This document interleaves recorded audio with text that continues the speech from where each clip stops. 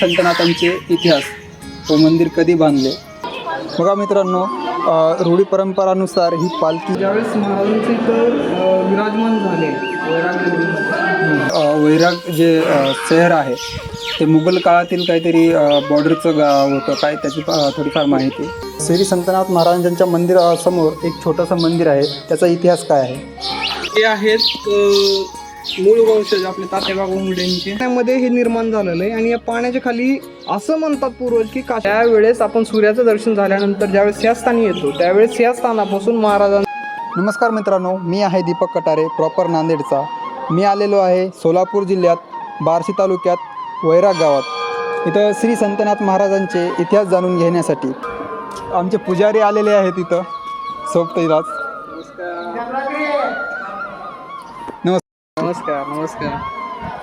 आम्ही यांच्याकडनं पूर्ण माहिती जाणून घेण्याचा प्रयत्न करू या मंदिराचा इतिहास वगैरे.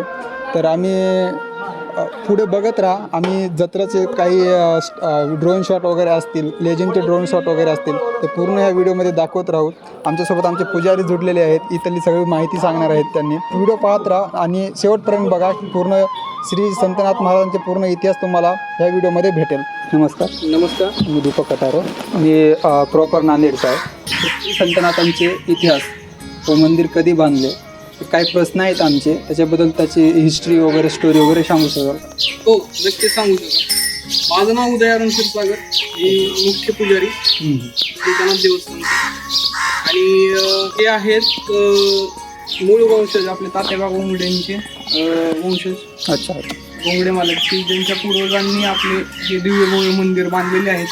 त्याचा इतिहास असा आहे की इसवी सन 1602 अच्छा साल 1602 पूर्वी हे मंदिराची स्थापना झाली. अच्छा. इथं पहिल्यांदा वैराग ही बैराग्याची नगरी होती. बैराग्यांची नगरी म्हणजे साधू संतांचा वास या धर्तीमध्ये या वैराग नगरीमध्ये झालेला आहे. अच्छा.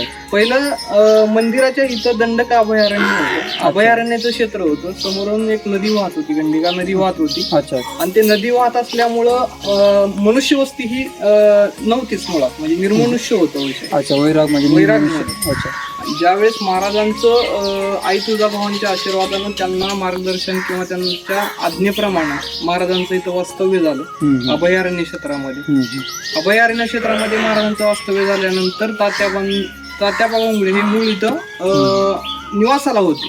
अच्छा. मग तात्यांना पहिल्यापासून साधू संतांची सेवा करण्याचा आवड होती. मग तात्यांना साधू संतांच्या सानिध्यात जाण्याची आवड असल्यामुळे त्यांचं एकदा वैराग नगरीच्या आराध्य संतनाथ महाराजांच्या सानिध्यामध्ये तात्यांना सहवास मिळाला. अच्छा. सहवास मिळाल्यानंतर तात्यांची भक्ती तेव्हापासून चालू झाली. त्या भक्तीचं फळ असं मिळालं की त्यांना महाराजांनी लक्ष्मीपुत्र असं वरदान दिलं. अच्छा. निस्सीम भक्तीचं फळ त्यांना मिळालं. अच्छा. अच्छा. आणि त्या निस्सीम भक्तीच्या फळामुळं तात्यांनी महाराजांच्या संजीवन समाधीनंतर इथं भव्य दिव्य मंदिराची स्थापना केली. अच्छा. की आपण बघू शकता की आज आहे असं मंदिर तिथं उभं आहे. आणि त्या मंदिराचा इतिहास खूप प्राचीन असल्यामुळं ते पूर्ण दगडी स्वरूपामध्ये विराजमान बघितले आम्ही की दगडी याच्यामध्ये बांधकाम आहे त्यांचं. आणि इथं मला ऐकण्यात आलं की यात्रा पण भरते. ती यात्रा कोण्या दिवशी असते, कोणता सण असतो त्या दिवशी, त्याची काही माहिती? आपली यात्रा नारळी पौर्णिमा म्हणजे मेन दिवस यात्रेचा राहतो. यात्रा आपली सुरुवात होती श्रावण शुद्ध एकादशीला. म्हणजे उद्यापासून 15 ऑगस्टला. 15 ऑगस्ट. अच्छा. ह्या म्हणजे 2024 15 ऑगस्ट. आणि एकादशी उद्या येत आहे. तर एकादशी पासून आपल्या यात्रेला सुरुवात होते. आणि एक यात्रेचं स्वरूप असं असतं की यात्रा 5 दिवसाच्या कालखंडामध्ये उत्सव चालतो. अच्छा. पहिल्या दिवशी संध्याकाळी प्रवचन कीर्तन 9-10 नंतर संपल्यानंतर मानाचा आयार म्हणजे जे मानकरी आहेत. अच्छा. त्या मानकऱ्यांच्या वतीनं महाराजांना एक भव्य दिव्य आयार असा आणला जातो. तो आयार आणल्यानंतर सर्व जेवढे मानकरी आहेत, मुख्य मानकरी गोंगडे पुजारी यांच्या मार्गदर्शनाखाली गावातल्या मान्यवरांच्या उपस्थितीमध्ये महाराजांना आयार तो अर्पण केला जातो. आणि नंतर रात्री 1 ते 2च्या दरम्यान महाराजांची नगर प्रदक्षिणासाठी पालखी मार्गस्थ होते. अच्छा. असा उत्सव 4 दिवस चालतो. 4 दिवस. अच्छा. आणि मेन दिवस येतो तो नारळी पौर्णिमा. नारळी पौर्णिमा. नारळी पौर्णिमेचा मेन दिवशी महाराजांचा संजीवन समाधी सोहळ्याला सुरुवात होती. दुपारी मुख्य मानकरी घोंगड्यांच्या उपस्थितीमध्ये आरती होती महाराजांची. महाराजांची आरती झाल्यानंतर मुख्य प्रदक्षिण्यासाठी म्हणजे उत्सवासाठी पालखी मंदिरातून मार्ग असतो आणि पालखी मार्ग झाल्यानंतर 6च्या दरम्यान आहे का? दुपारी 1 ते 1:30च्या दरम्यान पालखी मुख्य निघतं म्हणजे मंदिरातून निघतं. 2 नंतर आणि नंतर मग विविध वाद्ययंत्री, अनेक लेझिम संघ, अनेक विविध. आणि असं ऐकलंय की लेझिमचे संघ पण असतात आणि त्यांचे सराव कधीपासून सुरू होतं? 1 महिन्यापूर्वीपासून लेझिम संघाचे सराव चालू होतात. अच्छा. म्हणजे त्यांना ती तयारी आधीपासूनच करावी लागते पूर्णतः. अच्छा. नंतर ना कमीत कमी पालखी समोर 30-35 संघ युवकांचे महाराजांच्या पालखी समोर उपस्थित असतात. म्हणजे आता ह्या काळात 30-35 संघ आहेत.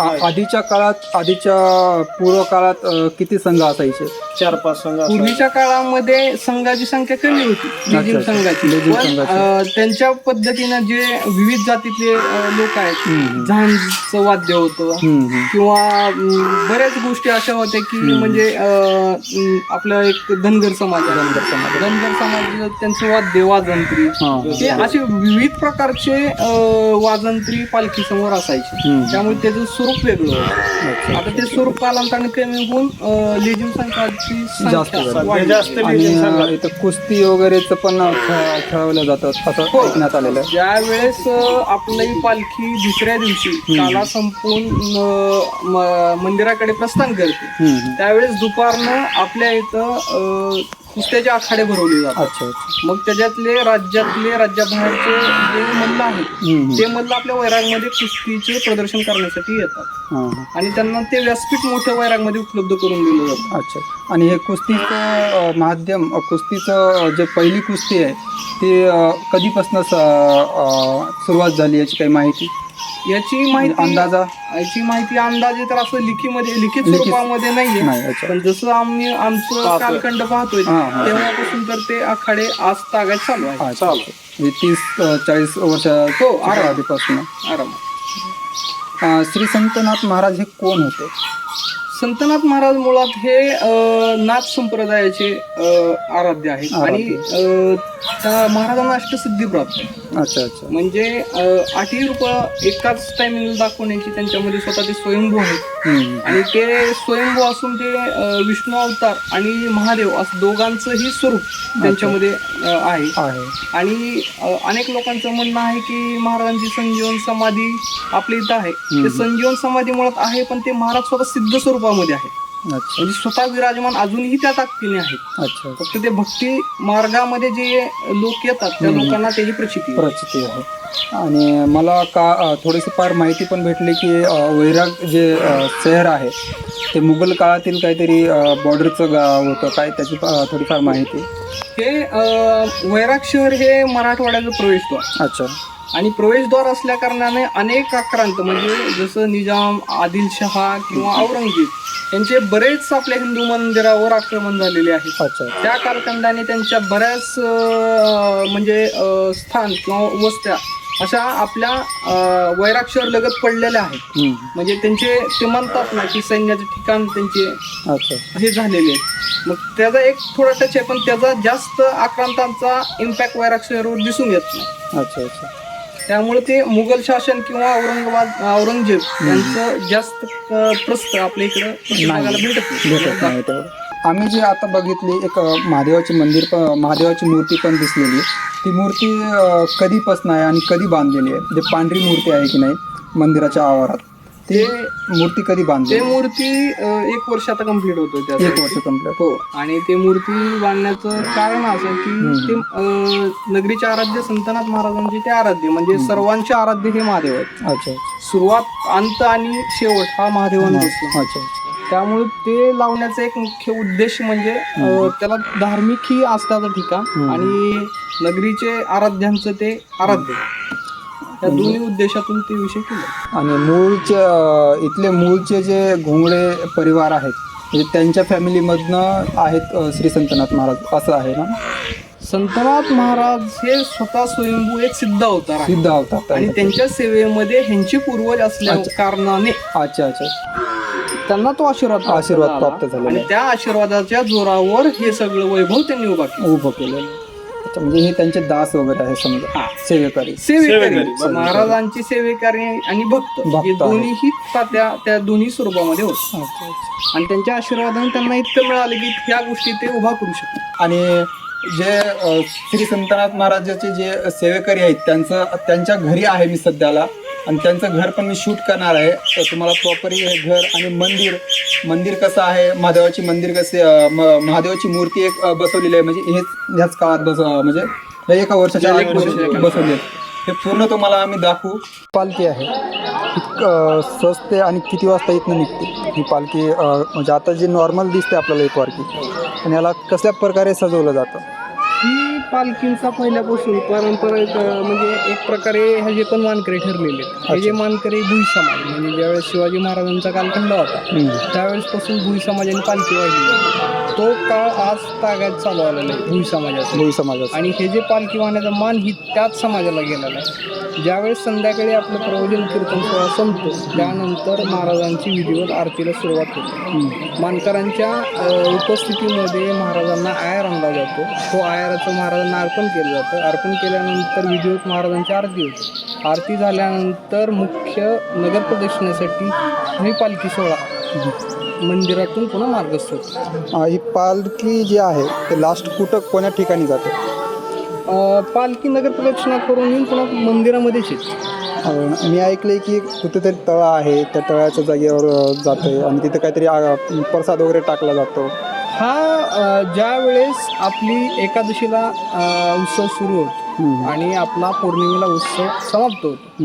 मुख्य यात्रेला ज्या वेळेस नारळी पौर्णिमेला पालखी मुख्य उद्देशासाठी मुख्य उत्सवासाठी बाहेर पडते त्यावेळेस दहीहंडीचा काला संपल्यानंतर ही पालखी बंडेवारचा जुना वाडा आहे प्राचीन ओके, त्या वाड्यासमोर महाराजांची पालखी मुक्कामी असते. एक दिवसासाठी मुक्कामी असते. एक रात्र पूर्ण मुक्कामी असते. आणि तो दहीहंडीचा प्रसाद असा पडला जातो म्हणजे फेकू.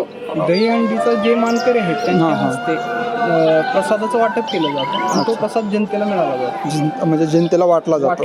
आणि ज्यावेळेस तो प्रसाद वाटून झाल्यानंतर पुन्हा पालखी तिथून मेन बंडेवार वाड्याकडे मार्गस्थ होती की जिथं पालखीचा मुक्काम असतो. आणि मी पण बघितलेलं आहे की तिथं ते बारूद वगैरे जाळले जाते, त्याचा काय इतिहास आहे. स्मशान म्हणतो. हां, स्मशान वगैरे. मशालचा उद्देश काय होता की आधीच्या काळी आपण ज्यावेळेस मार्गक्रमण करतो त्यावेळेस लाईटची व्यवस्था क्वचित होती. ते मार्गक्रमण करताना अडचणी येऊ नये किंवा प्रकाशाचा आपल्याला पुरेपूर फायदा व्हावा यासाठी ते मशाली एक सुरक्षा कवच आणि दुसरं प्रकाशासाठी म्हणून ते वापरण्यात येतात. आणि आता पण मी बघितलं की खूप मोठ्या प्रमाणात तिथं फटाकडे वगैरे वाजवले जातात, बारूद वगैरे जाळली जाते. आपण ही पालखी पोहोचल्यानंतर हो तिथं महाराजांची ज्यावेळेस मुख्य उत्सवासाठी पालखी पोहोचली जाते त्यावेळेस तो एक नगरीच्या वतीने जे लोक आहेत ते आनंद उत्सव साजरा करण्यासाठी तिथे मोठ्या प्रमाणात आतिषबाजी केली जाते. दहीहंडी काल्याच्या उद्देशाने ते आतिषबाजी ही लोकांना आकर्षणाचं केंद्र आहे ते म्हणून ती आतिषबाजी ही तिथे केली जाते. बघा मित्रांनो, रूढी परंपरानुसार ही पालखी अतिशय सुंदर प्रमाणे सजवली जाते आणि ही पूर्ण या शहरातून फिरवली जाते. तर आता आपण बघूया तिथं एक भवन आहे, अग्निभवन. त्या अग्निभवनाचं थोडंफार माहिती जाणून घेऊया. आता ही जी अग्नी आहे सध्या बंद आहे, ही कधी चालू केली जाते. हे एक प्रकारे पहिल्यांदा ज्यावेळेस नाथ संप्रदाय आपला अस्तित्वामध्ये आला, नाथ संप्रदायाची ही सगळ्यात मोठी एक सिम्बॉलिक आयकॉन म्हणजे ही ज्वलंत अग्निकुंडाचं सिम्बॉल आहे. हे ज्यावेळेस महाराजांचे इथं विराजमान झाले त्यावेळेस पासून ही अग्निकुंड ज्वलित आणि ह्या अग्निकुंडावर अनेक साधू संतांनी तपभूमी किंवा तपस्या करून त्यांना सिद्धी प्राप्त केली आणि त्या सिद्धीच्या जोरावर ह्या अग्निकुंडातून जे अग्नीला साक्ष मानून जे विद्या प्राप्त होतात त्यासाठी या कुंडाचा उपयोग केला. रूढी परंपरा जी अग्नी आहे ती आता पण इथं अवेलेबल आहे आणि आता पण याला अग्नी दिली जाते. आणि इथं एकनाथ एकनाथ महाराज हे महाराजांचे आल्यानंतर महाराजांचे शिष्य संतनाथ महाराजांचे शिष्य टेकनाथ महाराज, भूतनाथ महाराज, खुंदा, त्रिवेणीनाथ अच्छा ते सर्व काही जेवढे पण साधू संत आहेत ते त्यांचा कालखंड इथं आले नाही आणि त्यांची चरण स्पर्श म्हणून हे नदी अजून पावन झाली. इथे एक आपल्याला छोटंसं मंदिर दिसतं. हे फोटो आहेत आणि समोर मला सौजन्य हे जे मंदिर दिसतंय जयशंकर ह्यांचं काय इतिहास आहे थोडक्यात? शंकर महाराजांचा कलियुगामध्ये झालेला साक्षात महादेवांचा अवतार म्हणजे कैलास महाराजांचा शंकर महाराजांचा स्वामींच्या आज्ञेवर कलियुगातील भक्तांच्या समस्या निराकरण करण्यासाठी प्रारूपमध्ये एक दैवत स्थापन झालं ते म्हणजे शंकर महाराज. आणि शंकर महाराजांच्या जे भक्त आहेत किंवा परिवार आहे तो पूर्णतः महादेवांचा परिवार. महाराजांना शंकर महाराजांना महादेव स्वरूप मानून पूजा करतो. आणि शंकर महाराजांचे जे गुरु आहेत ते स्वामी आहेत. आणि ह्याच मूर्तीसमोर आपण काल बोललेलो की ह्याच मूर्तीसमोर एक मूर्ती बसवलेली आहे, साईडला बसवली आहे. तर हे पण कधी बांधण्यात आलं साधारणतः 1 वर्ष होऊन गेलेले आहे ह्याला, म्हणजे हे आधी नव्हतं का की ह्याच्या जागेवर छोटं मंदिर छोटंसं वगैरे काय होतं ना? नाही, ज्या वेळेस महाराजांचा शंकर महाराजांचा फोटो मंदिरामध्ये आला त्यावेळेस मंदिरामध्ये शंकर महाराजांचं एक स्थान असावं असा विषय झाला भक्तांकडे. अच्छा मग कुठं करावा हा विषय आल्यानंतर अग्निकुंडाच्या शेजारी म्हणून शंकर महाराजांचं हे स्थान निर्माण करण्यात आलं. श्री संतनाथ महाराजांच्या मंदिरासमोर एक छोटंसं मंदिर आहे, त्याचा इतिहास काय आहे? ज्यावेळेस संतनाथ महाराजांचं इथं आराध्य दैवत नगरीचे ज्यावेळेस त्यांनी आपल्या मंदिरामध्ये विराजमान झाले त्यानंतर अनेक साधू संतांचं इथं आगमन झालेलं आहे. त्यामध्ये टेकनाथ महाराज हे संत तेवढ्याच ताकदीमध्ये त्यांनी महाराजांच्या अनुग्रहाने इथं त्यांची समाधी स्थानपन्न झालेली. आणि हा मंदिर कधी बांधला गेला आहे? या मंदिराचा कमीत कमी 150 ते 200 वर्षाचा इतिहास आहे. अच्छा, हा मंदिर बांधल्यानंतर 2-3 वर्षांनंतर 100-200 वर्षाच्या नंतरचा हा मंदिर आहे.